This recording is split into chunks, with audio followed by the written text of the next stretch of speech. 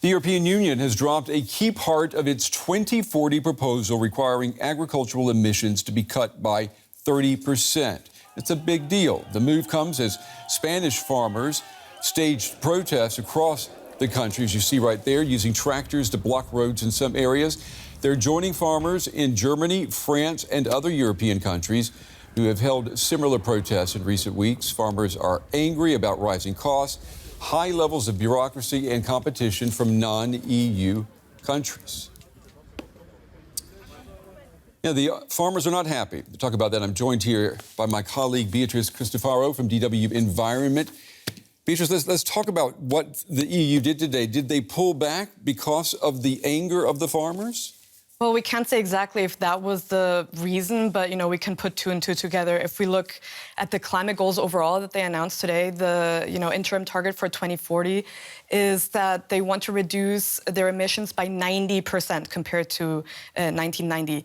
That's a really, really ambitious target. Right. But then we have agriculture, which is a sector that, emits more than 10% of the EU's emissions come from agriculture alone. Mm-hmm. And then we're not even going to mention that in these ambitious targets. Mm-hmm. So it is definitely a sign that, there is a lot of social pushback to some of these measures. It is a challenge for the EU to kind of balance the measures and make them palatable for every sector, and most importantly, to provide incentives to get everyone on board and to get everyone to participate. Well, I think when we talk about reducing our CO2 footprint, you and I know that if we ride our bike instead of driving a car, for example, that's the easiest. But what about for farmers in the agricultural sector? What are the challenges of reducing emissions? The challenge really is the way that we've been doing agriculture for the past decades, and that is a system that really incentivizes raising down massive parts of nature, massive carbon sinks also that, absorb lots of CO2, to make space for huge crops, huge monocultures. And that also gets subsidized. The more you produce, the more money you get. That's a financial incentive Which is a huge chunk of the European Union's budget, right? The subsidies for farmers. Absolutely. And so really what we need to do here, the big challenge is completely rethinking the way we do agriculture and thinking of ways to, give financial incentives to people who don't raise down nature, who conserve it. Maybe farmers who think of drought-resistant crops, heat-resistant crops, ways of, incentivizing behavior that kind of keeps the new reality we have in mind. Beyond agriculture, let's look at the entire European Union. How is it doing in terms of meeting these emissions targets?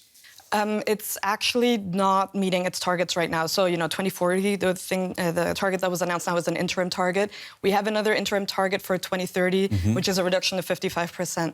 The way it's looking right now, we're probably not going to meet it. We're probably around 51%.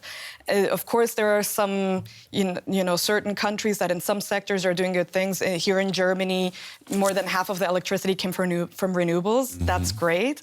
But really, if we look at the whole block, there's some agriculture is still a big issue. There's not many changes there. Road transport is still an issue. So really, this interim target is kind of giving us, a reason to double down and to try harder. Would you say that these new EU climate targets, are they realistic? Scientists have not only said that they're realistic, they've said that they're absolutely necessary. But no one said that this was going to be easy. Of course, it requires a massive overhaul of how we do business, how we grow food, our infrastructure. But we can't really look at this as a cost to us. We have to, because there's no future in which we can continue business as usual without any consequences.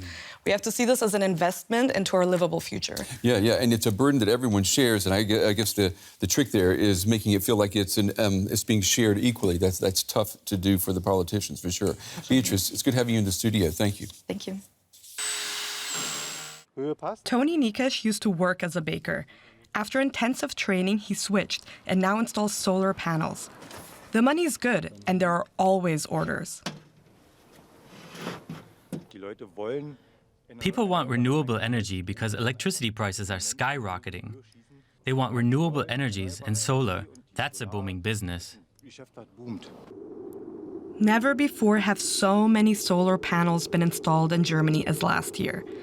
Around 12% of the country's electricity needs are met by the sun. And yet, Europe's solar industry is struggling. China's state-subsidized companies supply more than 80% of the world's solar panels, and at low prices. European firms are having a hard time competing. The subsidies artificially distort the market. This means that the investments cannot be implemented as economically by us. Swiss solar firm Meyer Burger is considering closing its production site in Germany. A new solar cell production plant is under construction in the United States, with government subsidies of 30%. It's a blow for Europe. Energy prices have been high after the war in Ukraine forced a move away from cheap Russian oil. Europe's leaders are calling for more energy independence. Experts worry that without a robust domestic solar industry, Europe could rely too heavily on solar panels from China to help meet its carbon reduction targets. We need to have the technological sovereignty. So we need to know how to build PV modules. And it seems easy for some people not involved in that technology, but to build up such an environment takes 3, 4, 5, 6 years maybe. And if you start from the scratch, nothing is available. Without tax money from the EU or Berlin, the solar industry in Europe faces an uncertain future, as too do plans to reduce the bloc's reliance on fossil fuels. So we heard a little bit there about the role of solar in all this, but I'd like to speak more about this EU climate target with Beatrice Cristoforo from DW Environment. Thanks for joining us in the studio today. So we are expecting the European Commission to recommend a 90% reduction in net greenhouse gas emissions by 2040. I mean, are you surprised that this is such a high percentage coming up so soon?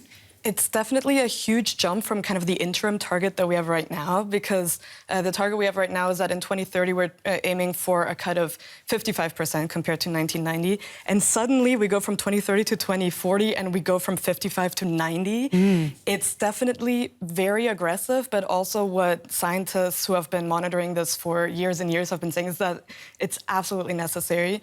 The EU is one of the top 4 emitters in the world. Also, historically speaking, European countries are kind of the ones who burned the most fossil fuels and really were the main drivers behind the climate crisis. So it's absolutely part of their responsibility also to cut some of those emissions, not only for the sake of the EU's livable future, but also for other countries. And so the main target, of course, is that by 2050 the EU wants to have net zero emissions, and to have this really aggressive target in 2040 is a great kind of North Star to see where should we be right now, how fast do we need to be moving, and it's also a pretty good reminder that probably we need to be picking up the pace. Yeah, you mentioned those historical responsibilities as well, and I'm curious if we can just look back for a moment on how well the bloc has been meeting existing targets so far. How would you rate it? We're actually falling short of the target we have set for 2030. Of course, we kind of need to wait, but from the preliminary analysis of how well we're doing, we're probably not going to meet the 55% target. We're probably going to be more around 51%. So that's also why this interim goal is so important, because it reminds us if we're not even meeting this much less aggressive target, we really need to pick up the pace to meet the 2040 target. And so the main areas that we need to improve on are agriculture, heating, road transport, and energy efficiency. These were kind of the ones that we were really slacking in the past few years.